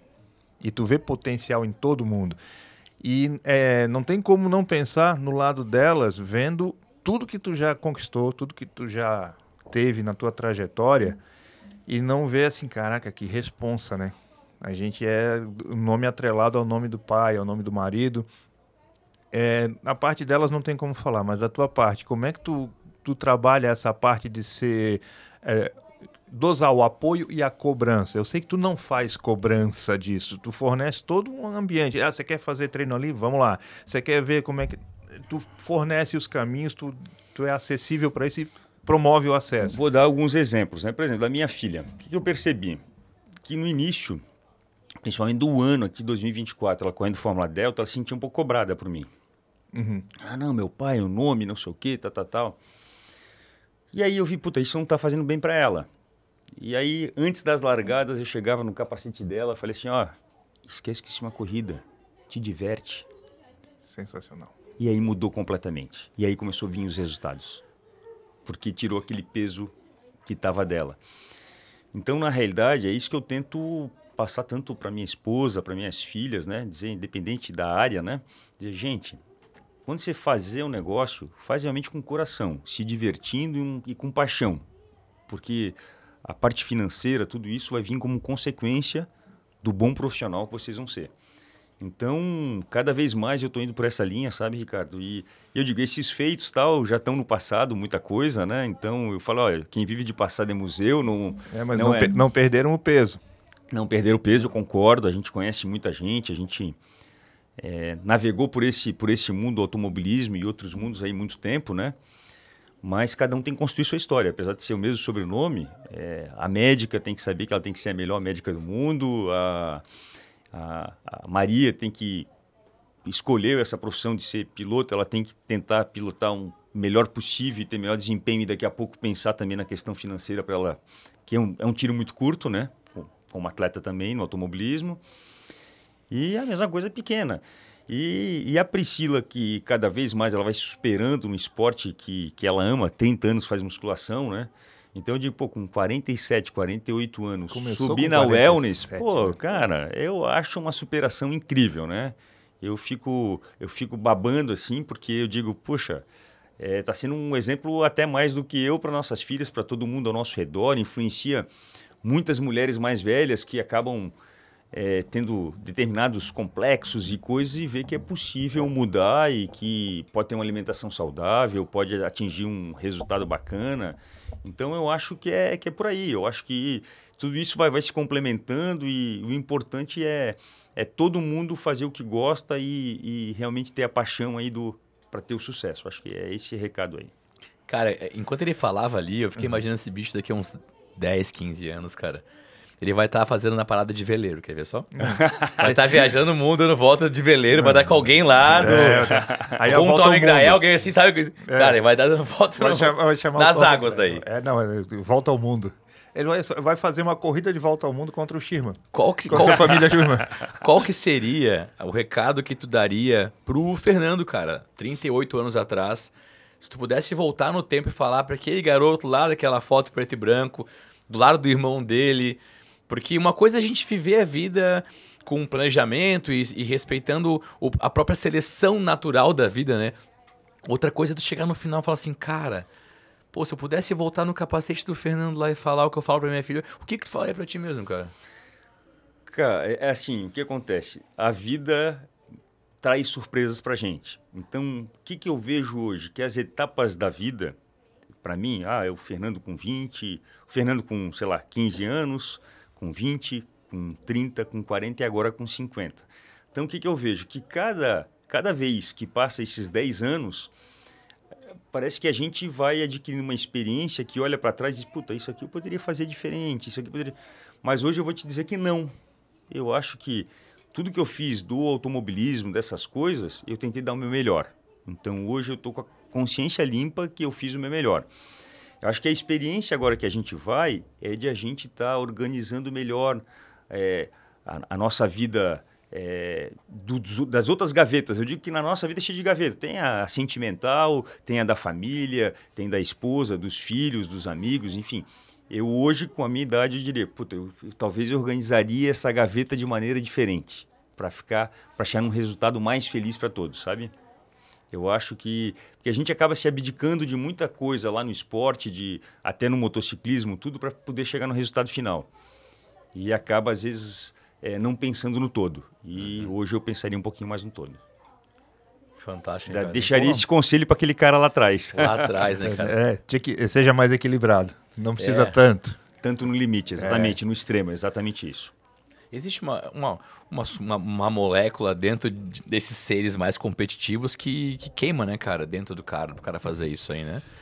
E isso incentiva o cara. De uma maneira ou outra, tu tá sempre ali tentando manter essa performance e às vezes isso...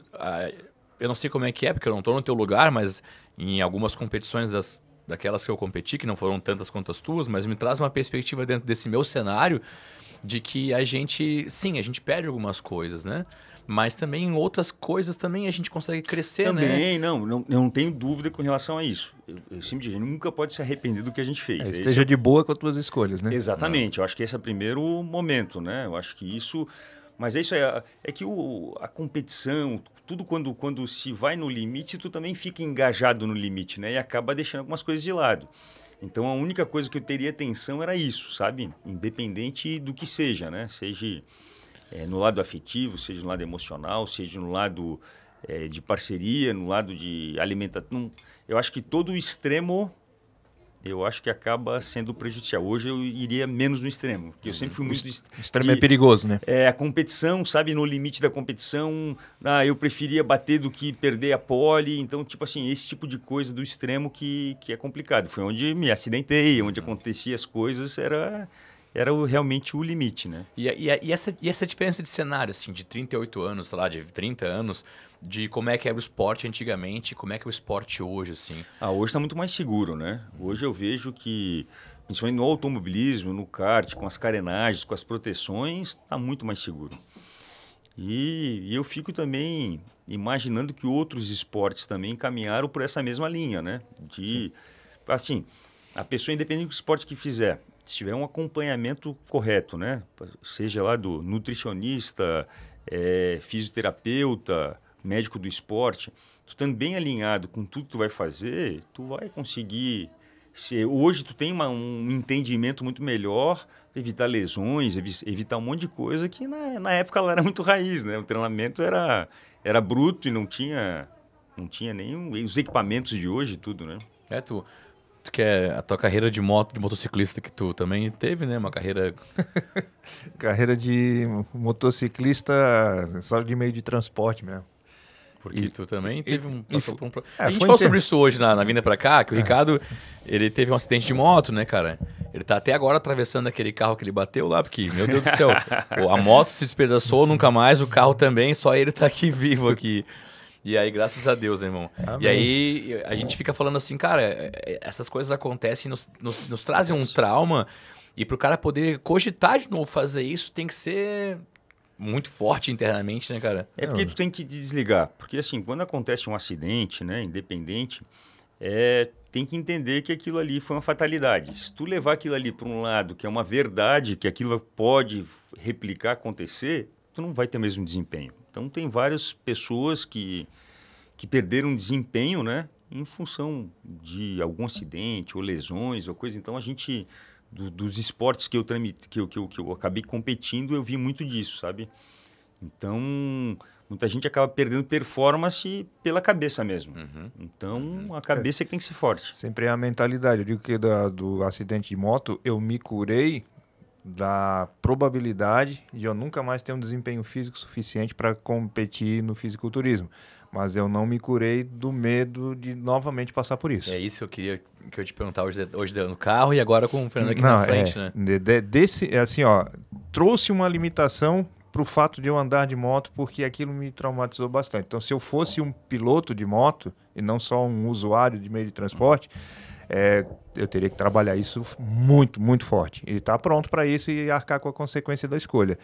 Mas junto com isso, na época do acidente, eu tive muito feedback negativo de todos os lados, dizendo que eu nunca mais ia ser uma pessoa normal, de andar e fazer minhas funções normais, que dirá competir novamente. E eu só fui campeão depois do acidente. Então tem que ter um pouco de filtrar o que vem para ti e o que realmente tu está disposto a bancar, né? Mas, Ricardo, quanto tu te superasse, eu acho que nessa construção pós-acidente, fisioterapia, tudo que tu passou, quanta coisa tu valorizou na hora de fazer o treino para ti realmente ter o desempenho e ser campeão no fisiculturismo, entendeu? Sim, foi... Eu acho que esse já mudou teu mindset. Acho que esse é o ponto. Mudou. Eu resisti ao momento à entrega. Porque quando a gente estava entrevistando o Ike aqui, que ele falou dos troféus, que o mais importante às vezes não é nem o troféu, é o que ele adquiriu de experiência. Um dos troféus mais legais que eu tive não foi nenhum troféu, foi uma medalhinha de 5º lugar. Foi a medalha que eu consegui com o que do Sul Brasileiro? Não, foi antes do Sul Brasileiro. Foi a medalhinha de 5º lugar da minha primeira competição pós-acidente. Que eu usei a preparação como assim, eu me obrigo. Tu usou como cura, vamos dizer. Foi a minha cura, exatamente. Foi uma cura até que me ensinou a ser um pouco mais forte, porque eu passei uma preparação inteira pós-acidente, tendo na prescrição ali medicação para dor e eu não tomava. Entendi. Porque eu não queria mascarar a dor do treino, eu não queria sabotar. Então eu me propus, a dor vai ser parceira minha por muito tempo, vou me abraçar com ela e não vou mascarar. E foi competição, foi treinamento com dor, foi competição com dor, foi recuperação da competição com dor e foi, deu tudo certo, me curei. Eu acho que aí o limite está na cabeça da gente, é o que eu sempre digo, né? Então a gente tem que se superar através, principalmente, o corpo é uma consequência da cabeça, se a gente parar para avaliar, é funcional, então... Nós temos que fazer ele funcionar, gente. O corpo parado, ele estraga, ele não vai, é movimento. O meu pai dizia, a gente não tem tanta dobradiça para não usar, né? Tanta articulação, tanta... Exatamente. Eu falo bastante isso, que o corpo foi feito para se movimentar e ele se cura em movimento. Exato. Quando ele para... ele adoece. Tudo. Pessoas que aposentam e depois de um determinado momento começam a sofrer uma degeneração cerebral, né, uma demência, algo do tipo assim, né, cara? Sim. Nessa de moto, uma época que um cara queria me vender uma Ducati. E disse, é moto de garagem, cara. Tá aqui, tá dando uma garagem lá na Praia Brava, no norte da ilha. Ele assim, cara, não quero nem ver, porque só pela foto que eu já vi aqui, não quero. Essa moto tá oxidada. É uma Ducati, mas tá oxidada, tá parada, o pneu chegava a tá quadrado, assim. Foi quadrado e parado no mesmo lugar, né? Foi feita para andar. Foi feito para andar. Então, a gente foi feito para se mover. Então, quando tu para de estar em movimento... E é isso que eu vejo em ti. Tu sempre procura estar em movimento, cara. Mas sabe que eu conheci o Ricardo? Sabe que ele era radialista, né? Lá vem. Como é que é? Radialista, cara. Sério? Cara, tava ele, o Lufa, Milhares Nossa, de... o Até eu Lufa, fico, cara. até fico de bobeira porque ele não fez nenhuma imitação aqui na época. No máximo. Hoje nós estamos num podcast que é mais moderno, mas na época o podcast da época era rádio, programa fazia de piada, rádio, ele fazia... Sério? Cara, foi assim É que eu porque conheci não aparecia o rosto, há mais né? de Tava 30 anos protegido atrás. só pela voz. Bom, não tô sabendo disso aí, velho. Não tô sabendo isso aí. Tô largando umas pérolas Que aí. isso, Nossa, cara? é Quem verdade. E quem que te imitava na época? Nem eu me lembrava, cara. Ele que sempre me faz lembrar disso aí. Era um programa de rádio, na época era a Jane, que era uma amiga minha, que hoje repórter lá em Brasília, e ela tinha esse contato com o Lufa, e ela falou, tem um programa aqui que acontece uma vez por semana, tem um quadro na hora do almoço e tudo mais, e é divertido, não estás afim? Tu sempre conta umas piadas aí, vamos embora, não tem nada a perder, horário de almoço ainda. Ó, velho, puxa, velho, como assim? Eu não sabia disso, cara. Tem umas histórias aí. Ainda bem que ele lembrou isso no final do podcast. Não, mas eu tô tentando revivar esse cara, porque a gente se senta, eu e ele, pra conversar, o Ricardo é um grande amigo meu. Tenho o prazer de ter ele na minha vida e de a gente ter se reconectado. Ainda falamos sobre isso hoje, né? Na hora certa. Como né? é bacana a gente ter um amigo pra ver toda semana e ainda conseguir fazer uma produção financeira, cultural. Muito mais legal, Muito claro. mais legal, né? Não é aquela conversa de boteco, né? E eu falo pra ele, cara, tu tem que começar... Porque eu faço várias imitações e quando a gente senta junto eu e ele, a gente imita várias coisas. E eu vejo que ele tá meio preso aqui. É que eu E agora eu sou fiquei sabendo pô. disso, Eu cara. sou tímido. Isso aí que o Fernando falou fluía porque era no rádio. Não, mas Não vai aparecia essa cara voltar, bonita aqui. vai voltar. E fluía legal pra caramba, tá? Eu me Tinha lembro. personagem, tudo. Vai voltar, tá? Então, temos aqui um compromisso. Gente, e como é que nós estamos de tempo aí, padrinho? Fala comigo, cérebro. 1h30. 1h30? 1h30. Foi um prazer quase que... Orgásmico ter esse V8. O que seria esse cara? Se ele fosse um automóvel, o que ele seria? Um Ricardo? V8 tradicional. V8? 4 marchas. 4 marchas? 4 marchas. Quantos cilindros? Tração traseira. Traseira ou dianteira? Qual que você prefere? Traseira, né? Traseira é mais divertido. Traseira é outro negócio. Ele diz que gaita, mulher bonita e tração traseira só se mete Quem conhece. Quem banca. Quem banca. Fernando Nienkotter, foi um prazer te ter aqui em nosso programa. Falo isso por mim e pelo Ricardo, porque ele é com certeza. um entusiasta da tua pessoa, da tua persona, do teu eu não ia arquétipo. sossegar enquanto ele não tivesse sentado aqui para fazer isso, e eu espero que não seja a primeira, porque tu vai voltar. Pô, se Deus Com a quiser, tua pô, filha, obrigado. talvez com a tua esposa também. Não. Legal. Nas próximas, independente, ele sozinho, ele com as meninas, cara, tem que estar aqui porque aqui foi uma fração do que a gente tem para beber dessa fonte aí de mentalidade de campeão. Obrigado mesmo. Aonde que a gente pode te encontrar aqui para a câmera 3, para poder acompanhar o teu trabalho, para a câmera central do que é a 3, que é a 3? Para poder te acompanhar, conhecer a tua história e esse lance da viagem eu também quero acompanhar e ver como é que foi esses teus rolês e todos aí. Vamos lá. Quem buscar no YouTube Fernando Nienkotter Estradas do Mundo, ou só Fernando Nienkotter ou Estradas do Mundo, vai ficar fácil. agora já. Então vai localizar ali no meu YouTube que vai ter várias coisas que eu contei para vocês aí, da moto, viagem do Christian Fittipaldi, vai estar tudo ali nos meus conteúdos ali do YouTube.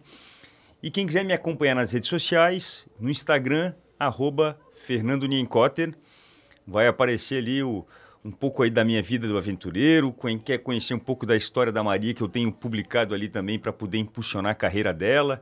Então, convido vocês aí para se inscreverem no meu canal, se inscreverem também nas minhas redes sociais. E aí garantir cada vez mais essa presença mais maciça aqui no Muscle Mind aqui, que foi sensacional com meus amigos. Só agradecer, muito obrigado. E até assim, ó, a gente só falou um pedacinho da trajetória esportiva dele, mas o Fernando é um empresário de sucesso. E eu acho que isso tem Fundei que o CDL de São José e tem algumas histórias para contar aí. Nossa, isso tem que ser colocado na mesa, porque a gente tem uma visão limitada de que o esporte não dá para extrapolar a disciplina do esporte para a vida fora do esporte. Tem tudo a ver. Me formei em administração, fiz mestrado e tudo competindo. Então tudo é possível, mas isso eu acho que é um papo para uma segunda etapa. No segundo episódio com o Fernando Nienkotter. Como sempre, o primeiro episódio é a abertura das portas da casa, da vida, das vitórias, de todos os processos que os nossos entrevistados trazem para cá, para minimamente nos seus ouvidos ou né, na sua tela do seu telefone, seja numa viagem ou em casa com a sua família e seus amigos, vocês possam se inspirar nessas vitórias e possam transbordar isso também nas suas vidas.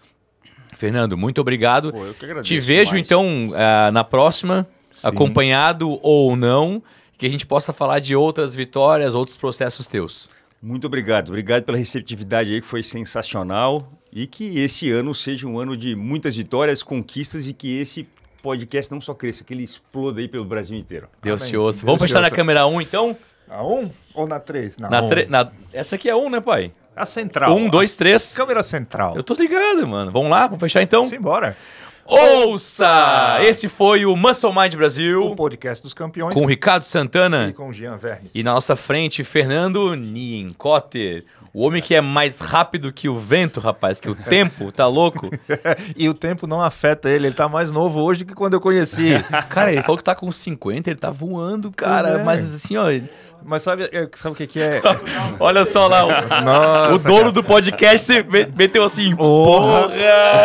Agora, o dono do podcast denunciou de onde é que nós somos. Tô aqui no Bairro das Areias, aqui. Querido, me passa o segredo dessa água benta que tu bebes. Pior que nem sou daqui, né? Não é daqui? Não é de onde? Ó, mano. Mato Grosso do Sul. Mato Grosso do Sul? Mas Caraca. o Orras já tá nele. Tem algo de errado aí, cara. Já vamos- virou um manezinho de Nós vamos alguma ter que maneira. mexer nesse motor aí, tá? Vamos ter que dar uma mudada nesse motor aí, tá? Vou ter que cortar alguma coisa, uma aerodinâmica aí, vou ter que mexer. Vamos rebaixar o teto. Então nos vemos no próximo episódio. É nóis. Pronto, não tem mais Fechou? o que dizer. Fechou, filho. Fernando, muito Valeu, obrigado. obrigado. Até a Abraço, gente. próxima Até a Muscle Mind próxima. Brasil. Valeu! Valeu!